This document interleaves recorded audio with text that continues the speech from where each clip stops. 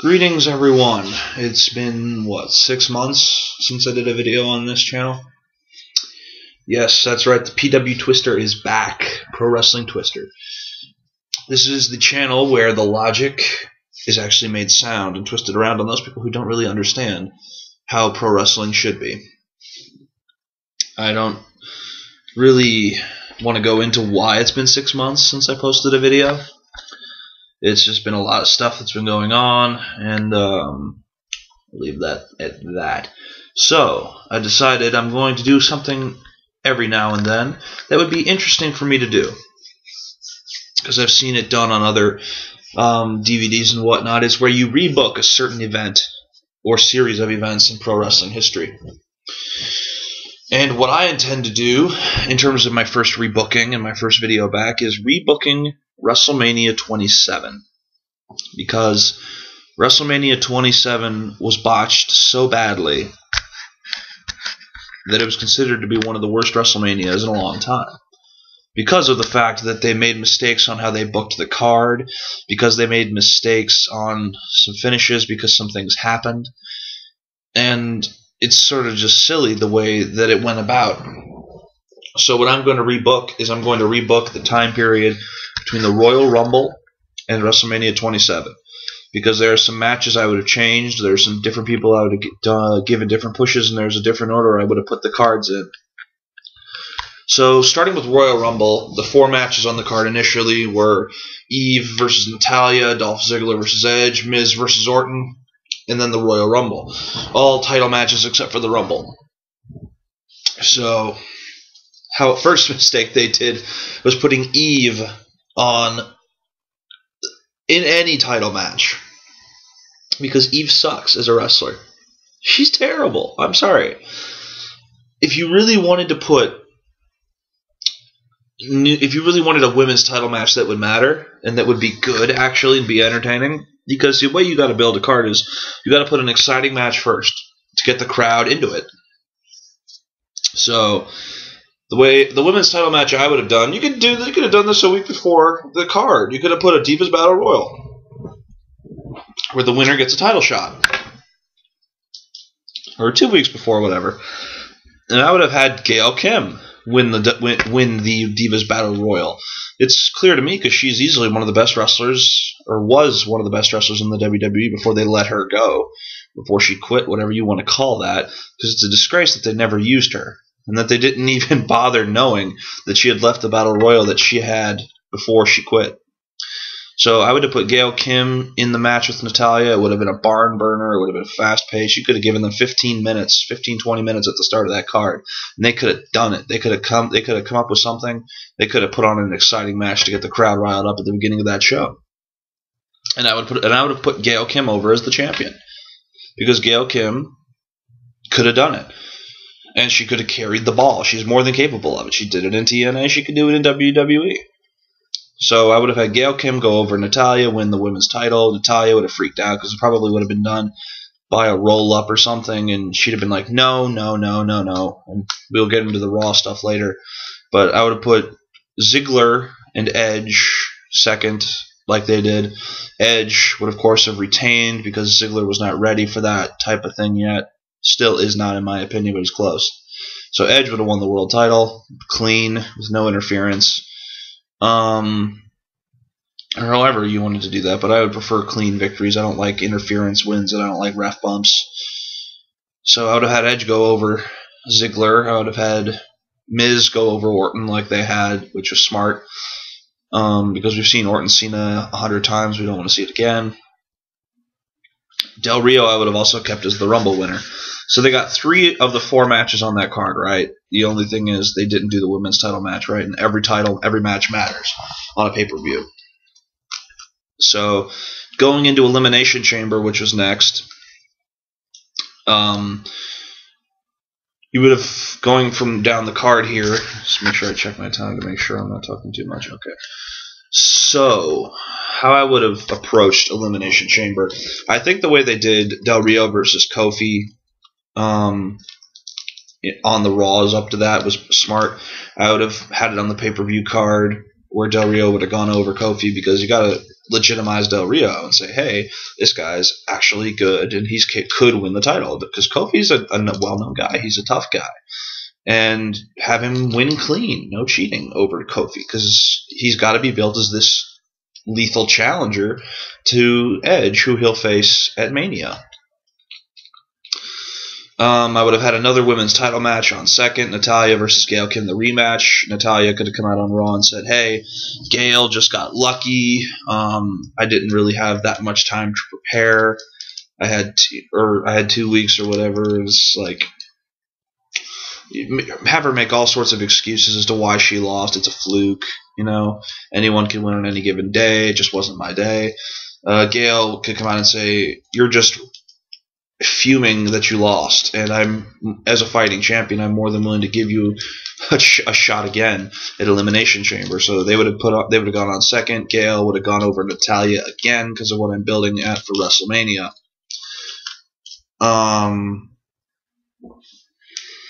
Yeah, that was it. Gail, again, another 20-minute barn burner match, would have gotten the crowd huge and riled up.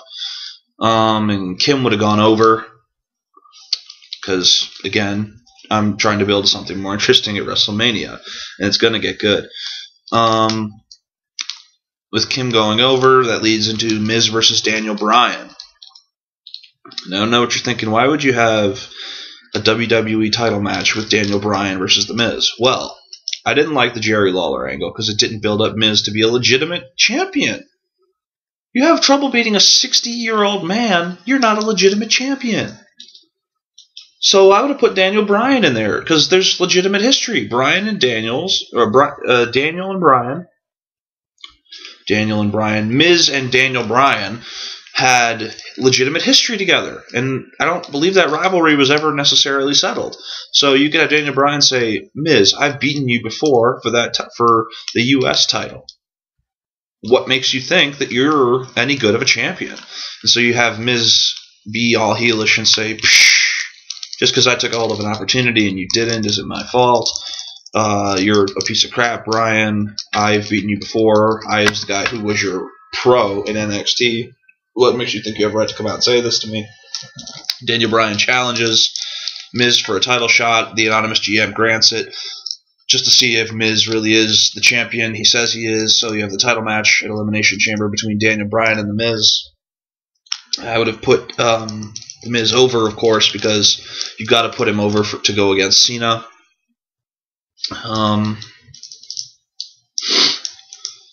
And that would have been a great match. It would have gotten the fans again riled up because those two could put on a hell of a match together, and it builds Miz up to be this tougher champion. Be like, hey, he beat Daniel Bryan, and Daniel Bryan's actually sort of tough. Maybe he can actually do some good as a champion instead of beating 60-year-old Jerry Lawler and getting no credibility whatsoever. The Elimination Chamber matches are next. The SmackDown Chamber was first. I would have kept it first there too. It was initially Wade Barrett, Edge, Big Show, Drew McIntyre, Kane, and Rey Mysterio. I would not have put Kane in there because it made no sense to have Kane in there, I think. Because what does Kane gain by being in the chamber? He gains nothing. Same could be said for Big Show, but Big Show at least made more sense because he was a face. He was more of a face than Kane was. I would have put Tyler Rex in there instead of Kane, and Tyler Rex, like Drew McIntyre, could have been one of these young guns who's trying to get a title shot. And in the Elimination Chamber, you would have him be a monster. You'd build him as a monster, say, hey, this guy we've never really heard much from is actually stepping up here. He's becoming a legitimate tough guy. And I would eventually have had Edge go over as the champion because that's where he deserves to go. And he will now go into a match with Alberto Del Rio. Then the Raw Chamber, I would have kept the same lineup they had, and I would have had Cena go over as well, because of course Cena's got to go over for what's going on, or what's going to go on at WrestleMania. So, The Rock comes out on that episode. They had him come out on. And I would not have had him be the guest host of Raw. I think having a guest host, or the guest host of Raw, WrestleMania, I think having a guest host for WrestleMania is completely asinine and stupid, because you're basically treating your biggest event of the year like Raw, and it's not Raw. I would have had him be the special guest referee for the Rock versus Cena, or for the Cena versus Miz match. God, I can't talk this morning. I'm sorry. And it would have made a bit more sense because having Rock there, he has legitimate heat with Cena, and him and Cena go back and forth. Miz feels left out, so Rock puts over Miz as this wussy but tough champion, whatever they want to put him over. So the card I would have had in this order for WrestleMania, I would have had Daniel Bryan versus Sheamus for the U.S. title, because I would have had Bryan chase the U.S. title after his loss to Miz. Cody Rhodes versus Rey Mysterio, that was a great that was a great match to have in there. Built Cody up good. Randy Orton versus CM Punk, got to end that rivalry. I would have had Gail Kim versus Beth Phoenix. And Beth Phoenix coming out after she beat Natalya at Elimination Chamber and said, okay, you're a legitimate tough competitor. I will give you that. But as good as Natalya is, I'm better than Natalya. And you could have had this back and forth competitive promo rivalry. And I would have set up Beth Phoenix versus Gail Kim for the women's title at WrestleMania on 4th. Dolph Ziggler versus John Morrison for the IC title on 5th, because you needed another barn burner match to get the crowd riled up, and those two could put on a great match together. You would have had Edge versus Del Rio, Taker versus Triple H, and Miz versus John Cena with Rock as special guest referee. I would have had Daniel Bryan go over Sheamus, because Sheamus at that point had been built strong, and Daniel Bryan needed to win badly. So that would be the first match in a series of matches I would have those two go into for the U.S. title. Cody Rhodes, I would have had go over Mysterio, because Rhodes needed it more than Mysterio did. Orton, I would have put over Punk because of the stuff they would do with Punk later. I would have had Beth Phoenix go over Gail Kim, because we got to have some heels winning every now and then on here. And Beth Phoenix and Gail Kim could have a number of matches over the next couple months.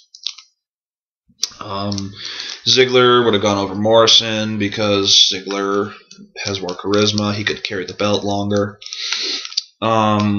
Edge versus Del Rio. I would have had Del Rio go over, because it made no sense to have Edge go over at Mania, because they built Del Rio as having this destiny, and it's very TNA of them to have Edge win over Del Rio. See Bobby Roode versus Kurt Angle for what I'm talking about. Taker, of course, going over Triple H in the match they had, which was an amazing half-hour match. I would have kept it like that. And then you have Miz go over Cena clean. Believe it or not, is how I would have done it. Because you're trying to build the Miz as this legitimately tough heel champion. And The Rock is there to make sure that nothing goes on. Miz actually has to work to defeat Cena. He's got to pull off all the tricks in the book. And Rock lets them go a little harder than they would normally allow. He lets them use chairs. And then eventually Cena accidentally hits Rock. Rock gives Cena a rock bottom. And I don't count that as a screw job finish, because he's being the special guest referee, and special guest referees always get involved. See Tyson versus Austin. Or not Tyson. Oh, God, I can't talk. Austin versus Michaels. See that match. And I'd have had Miz deliver the skull-crushing finale, and Rock tentatively would have given him the 3 count, and then Rock bottomed Miz. Rock stands tall at the end of WrestleMania. Then they build into Cena versus Rock. It all ends up at the same place. There's only one match I would have changed on the entire card. I would have added those 2 IC and US title matches, because the filler they had with Snooki and all that made no sense to me. It's the biggest wrestling show of the year, and you don't put your best guys on there. This is how you should have done it. Those matches would have gotten that crowd so riled up. The pay-per-view buys they would have been north of 1 million regardless, because The Rock was on the card. But you'd have exposed those 1 million-plus people to all of this great talent. And you could have done a lot with what you have here. So this is my rebooking of WrestleMania 27 and the events leading up to it. Hope you've enjoyed it. Subscribe to this channel. Spread the videos around to make sure that other people can see what I'm doing here. And until next time, have a nice day.